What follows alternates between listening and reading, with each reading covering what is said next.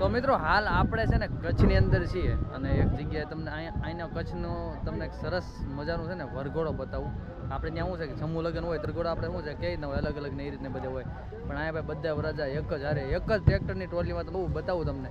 તમે જોજો તમને કેવું લાગે ખાસ કોમેન્ટ કરીને બતાવું.